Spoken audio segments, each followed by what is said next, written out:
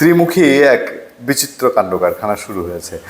প্রথম লেগেছে ছাত্রদল বনাম বৈষ্ণববিরোধী ছাত্র আন্দোলন, তারপরে লেগেছে ছাত্রদল বনাম শিবির, তারপরে শিবির এমসি কলেজে তার কিছু লোকজন একজন সাধারণ ছাত্রের উপরে যে নির্মম বর্বরচিত ঘটনা ঘটিয়েছে, এর প্রেক্ষাপটে বৈষ্ণববিরোধী ছাত্র আন্দোলন আবার দেখলাম চট্টগ্রামে তারা বিক্ষোভ করেছে, প্রতিবাদ করেছে। টঙ্গীতে মোটামুটি লাগতে লাগতে গিয়ে লাগেনি ছাত্রদল আর শিবিরের মধ্যে।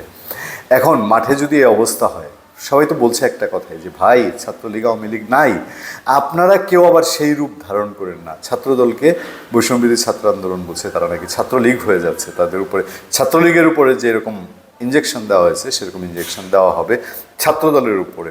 মানে 2 দিনের বৈরাগী না ভাতের কয় অন্য, ওনারা আবার নিজেরা কিছুটা ওই স্টাইল ফলো করছে কিনা, মানে বৈষম্যবিরোধী ছাত্র আন্দোলন নামে এখন যারা মাঠে আছে, এরকম বিতিকিচ্ছিরি কাণ্ডের মধ্যে মুরব্বীরা যদি বলি যে আইন উপদেষ্টা ডাক্তার আসিফ নজরুল তিনি বলছেন ভাইয়ে ভাই এসব করো না, আমরাও বলি ভাইয়ে ভাই এসব করেন না। একটা ফেসবুকে পোস্ট দিয়েছিলাম কে জিতবে শিবির না ছাত্রদল, দেখলাম কয়েকজন আবার একটু কষ্ট হয়েছে, বলেন আপনি উস্কায় দিচ্ছেন। আমি বললাম আমি উস্কায় দিচ্ছি না, আমি চাচ্ছি যে এগুলো যেন না হয়। বাংলাদেশের মানুষ এগুলো দেখতে দেখতে ত্যক্ত বিরক্ত এবং বলে নিজেরা ভেদাভেদ করছে, এসবের মধ্যে দিয়ে কিনা আবার ফেসিবাদ ঢুকে যায়।